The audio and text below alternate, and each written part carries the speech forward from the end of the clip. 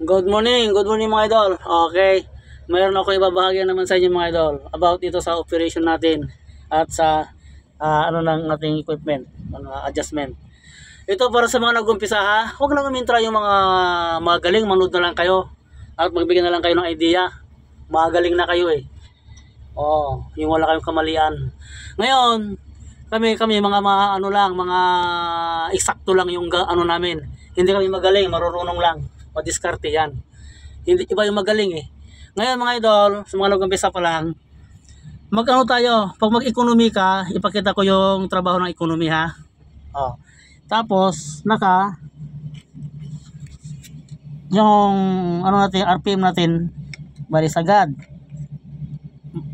1, 2, 3, 7 tayo para makatipid ng gasolina ay krudo.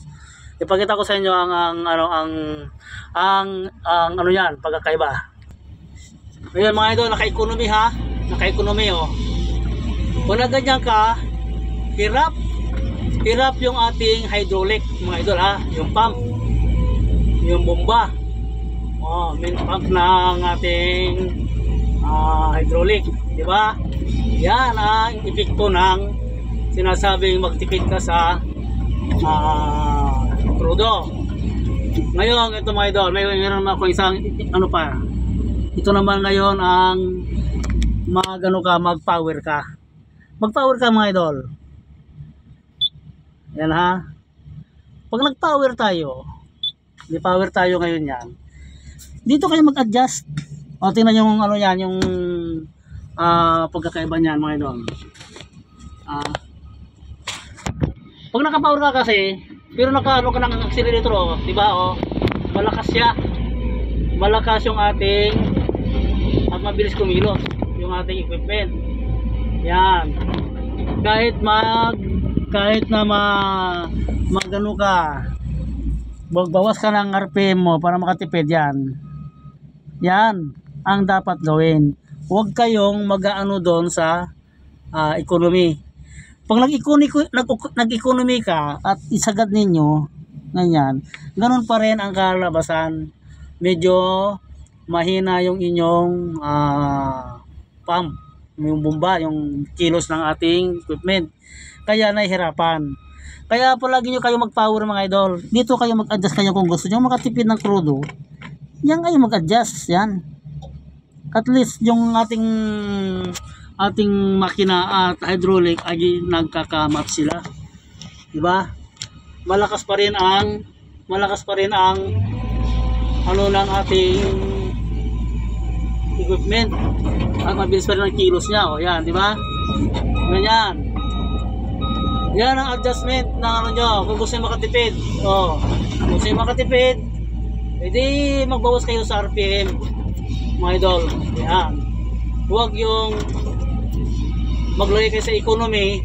Okay, economy rin. Pero para sa akin, talaga ako mag-operation power. Naka-power equipment natin kasi yan na yan eh. Ang trabaho niya eh. Mabigat. Yan. Ngayon mga idol, pupunta naman tayo dito sa may leveling.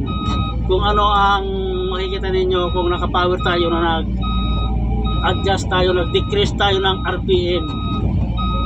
Kahit travel, tingnan nyo, kahit travel siya. Pero nakaluka.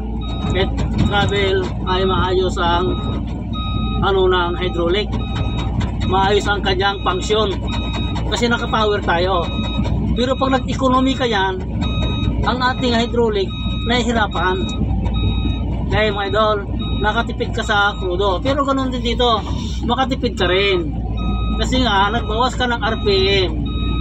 Ngayon, ang inano natin doon ay para yung ating equipment ay malakas. Yan o. Diba? O, mabilis pa rin kumilos kahit na nakabawas tayo sa RPM tayo. Nagbawas.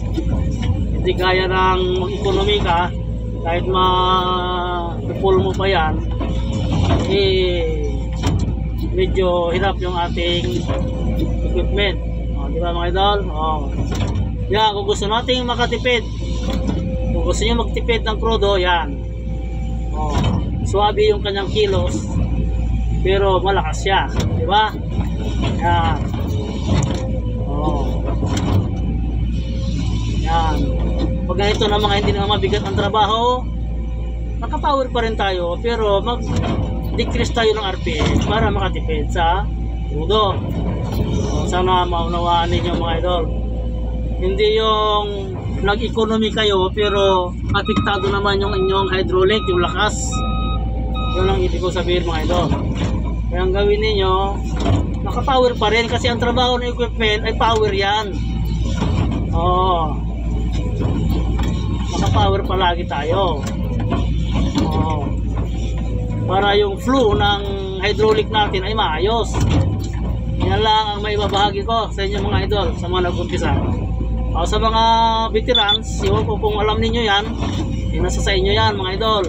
Hindi ko kayo tinuturuan na mayroon kayong sariling diskarte at mayroon din akong sariling diskarte about sa equipment. At ito, ibinabahagi ko lang sa mga nag-umpisa yung aking diskarte kung gusto nilang sundan. Dahil ito na ang ginagawa ko noon pa. Ilang kumatsu na ang nagdaan sa akin, walang problema, malakas, hindi nagkakaproblema dahil sa tama yung aking paggamit mga idol. Ewan ko sa inyo, kung kayo naka-economy lang, ay nasa inyo yan, pero ang accomplishment doon talaga ay mabagal yung inyong accomplishment ay hindi nga, mayroon kayong accomplishment, pero sa akin mabilis yung aking proseso ng paggawa ng accomplishment. Kasi nga, ang aking equipment ay binibigay ko yung kanyang lakas. Ganyan lang mga idol. Kaya, nasa inyo yan. Kung mga nag-umpisa, kung sundan ninyo. Pero ito na talaga yung gamit ko roon pa. Malapit na akong mag-retire, pero yan pa rin ang gamit ko. Kung mali yan, matagal na akong wala sa ganitong profesyon mga idol, tandaan nyo yan. Hindi ako aabot sa ganitong edad pag mali yung paggamit ko ng equipment, tandaan nyo mga idol. At marami na sanang nasirang equipment na nakawakan ko, pero sa awa ng Diyos hanggang ngayon, iwan ko lang kung tumatakbo pa yung mga equipment na nakawakan ko, mga bagong kumatso. Kasi nga, pag ako humawak ng equipment ay pinag-aaralan ko kung ano yung kanyang lakas, tapos makatipid ka rin sa diesel. Yan. At kailangan number 1 dyan yung makagawa ka ng accomplishment. Sabi ng iba, dada ka ng dada, wala ka mang alam. Okay lang yun mga idol, kahit sabihin nyo ng ganyan, pero hindi nyo alam kung ano pagdaanan ko, trabaho. Okay lang yun, salita lang yun eh. Pero dapat mga idol,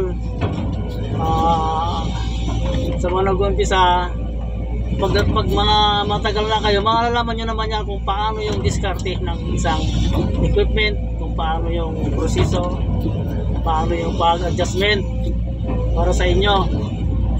Mga idol, yan o, tingnan nyo, ang bilis ng kilos. Pakita ko nga, baka sabihin nyo nagbibiro ako.